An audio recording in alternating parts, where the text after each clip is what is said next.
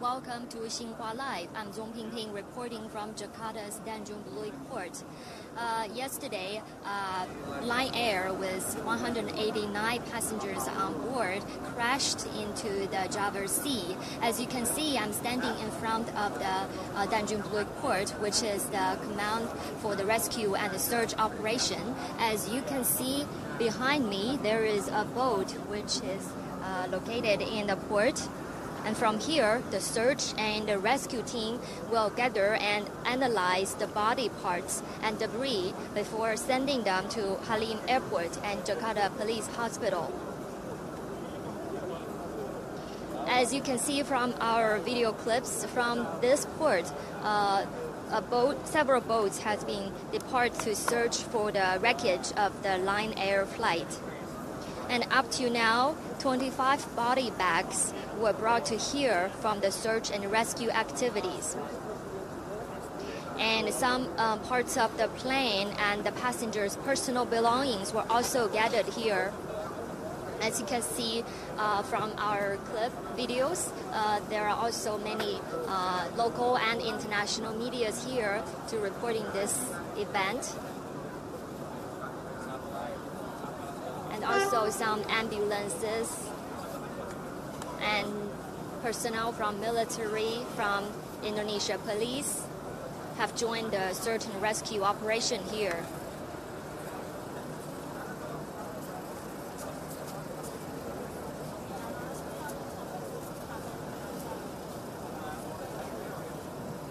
And I would like to show you some details about the personal belongings and some other things that has been retrieved from the search and rescue operation. As you can see, under these white blankets, there are actually some personal belongings that are believed to be the personal belongings of the passengers on that flight.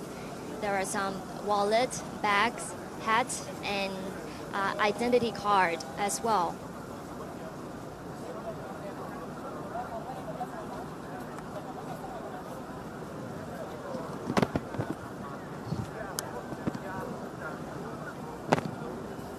Lion Air flight JT610 take off Monday morning from Jakarta at 6:20 a.m. and lost contact at 6:33 a.m. The plane were scheduled to depart to Banglapanang from Jakarta.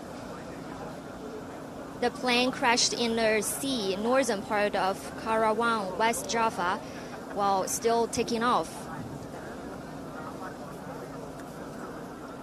The flight is estimated to fall from over 3,000 feet or about 900 meters above sea levels. Before it crashed, the pilot had already asked to return to the base, but then after about 2 minutes, it lost contact.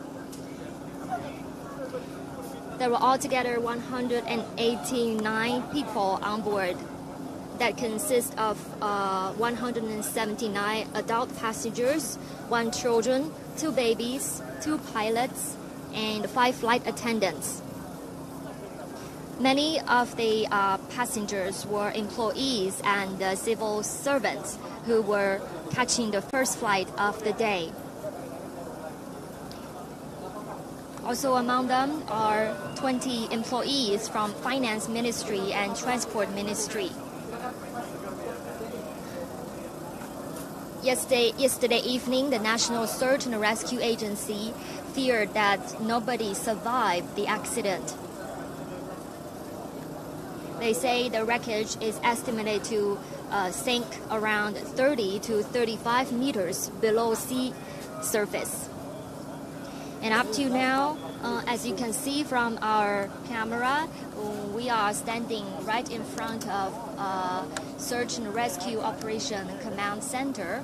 And join us today is our Jakarta colleague, Mr. Hanif. He will join us for the live to show us more information about the rescue and search operation. So let's get inside. we are looking the diagram of the operation activities here.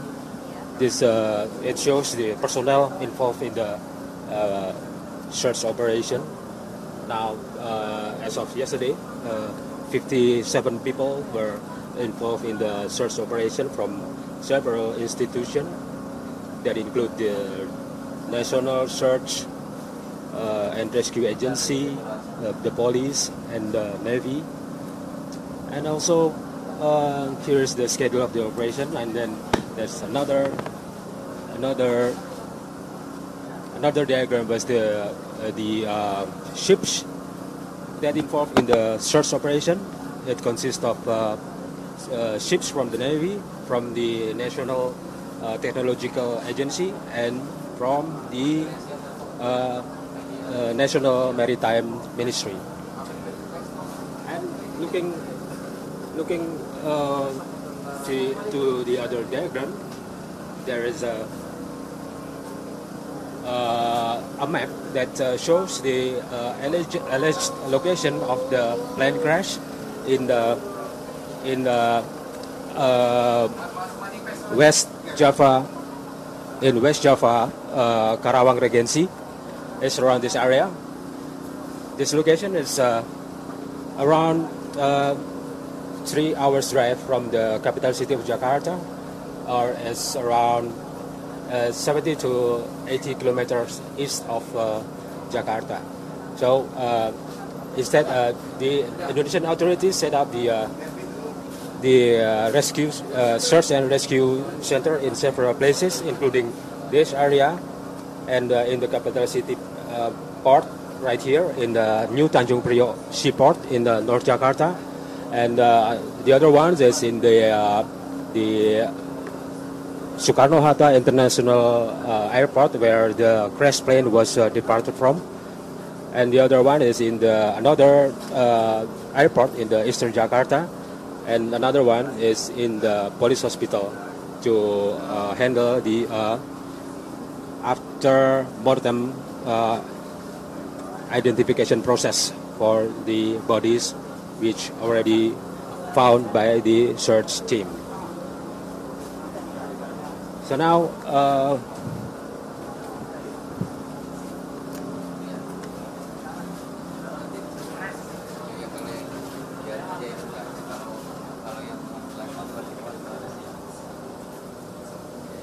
I want to show you more pictures of the search and rescue site. And how many personnel, how many vehicles like ambulances and military personnel has been deployed so far, Mr. Hani? The Indonesian authorities said yesterday that at least they have already listed at least 350 people from the military and police, and Basarnas, it's Indonesian search and rescue team, and also from the other institution, it's a total of 350 people. And today we can see it from the operation rescue team. There will be 35 or 23 boats deployed to the operation activities in the Karawang waters near Jakarta. And this morning, one ship already dispatched to the location suspected of the plane crash site in the waters of Karawang Regency, West Java province. The ships carrying the logistic, the instrument, and all the necessities needed to support the activities, also including several media and personnel to support the activities. Okay, now can we just invite some people who joined the search and rescue operation to do an interview here in front of the camp? I think we can have an interview with some of those who are involved in the... Now we try to interview some officers who have already joined the search and rescue operation.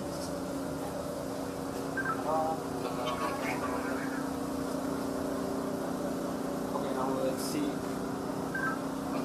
And up to now, the search and rescue team has not found a black box that recorded information about the flight.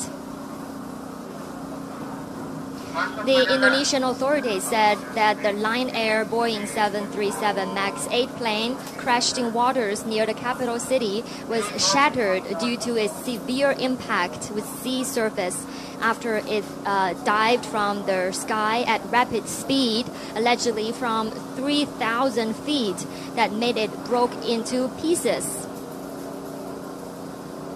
Okay, now let's interview Mas Chandra, apa saja kendala yang dihadapi tim dalam melakukan pencarian saat ini? Maaf, terima kasih. Okay, now we can see the activities is now. Yeah, we will interview some coordinator of the search operation here with Mr. Aprianto. He is the member of the Indonesian National Search and Rescue Agency. Pak Apri, apa saja kendala yang dihadapi dalam melakukan operasi pencarian pesawat?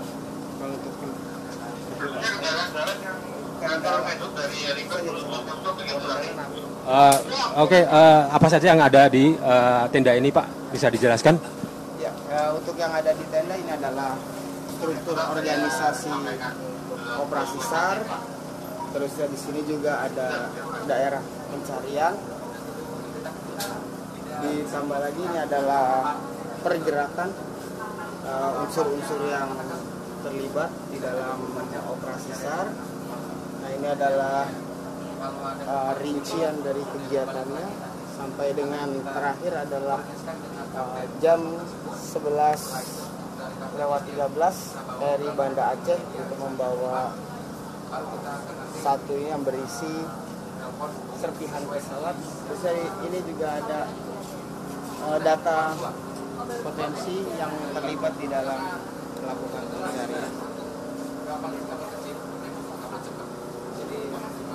Now, Mr. Aprianto just said that this stands accommodating the data of the ships which already discovered the bodies or parts of the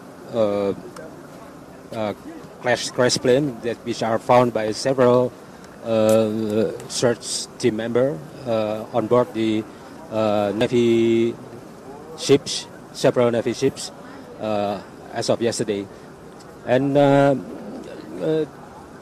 all of these findings were displayed by the search team in the lawn of the new Tanjung Priok port here. It consists of many parts from the crash planes, like the seat part, the emergency life suit, and several others like the cushion to the seat, and several things that belong to the passengers, like the identity card or the wallet, and several clothes that believed belongs to the passengers. It was indeed that the search team found the identity card from the passengers with, as the report says, that parts of the passengers were the senior officials of the Indonesian Finance Ministry who were in Jakarta, in the capital, who flew to Jakarta, to the capital city from Pangkal Pinang to take part in the ceremony to commemorate the National Financial Day on Saturday. And they went back to Pangkal Pinang early on Monday morning to catch their first day of work in a week. But unfortunately, their plane was crashed earlier in the day. That made the whole staffs and employees, workers in the ministry set condolence day, and some of the finance ministry branch office in the country held a special ceremony to respect those who perished in the plane crash, because many,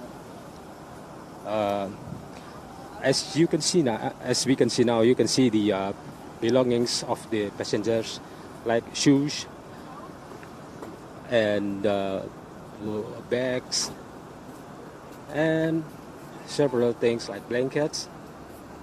But now it is covered by the search team because it's just to prevent those things from flown away by the strong winds in the port at this moment. And now we are going to this command post, this search command post in the new Tanjung Priok port is located just in the regular in the regular facilities to accommodate the ships which are unloading and packing all of the cargoes for the export and import. And it is organized by Indonesian authorities from the National Rescue and Rescue Team, and from the military as well as from the police. And now we are now waiting for the results of the operation in the sea that probably will come back later on today in the afternoon. With the hope they will find for more things that they gathered from the sea, from the place that's suspected the area of the crashed plane.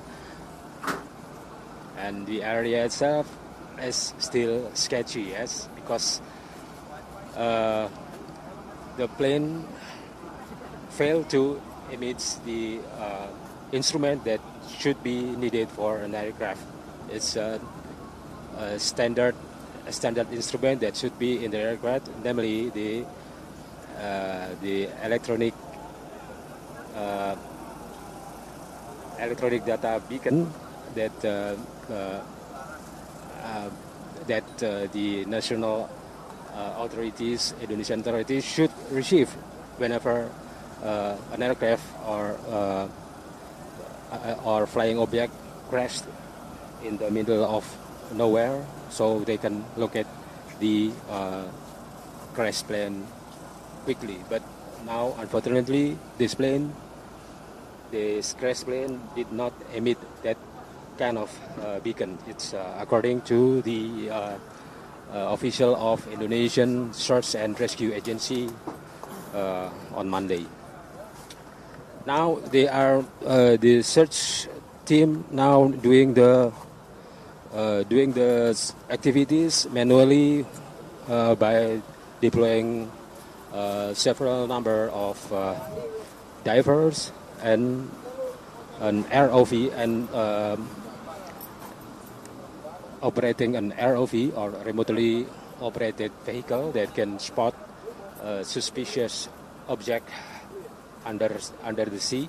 So it is hopefully, expectedly, may support the work of the search team activities to find the wreckage of the crashed plane. The Indonesian Search and Rescue Agency official yesterday said that the plane was allegedly totally broke into pieces after it hit the sea surface at a very high speed. The official said that the plane actually dived down to the sea surface from the height of 3,000 feet into the sea surface, and it makes it broke into pieces.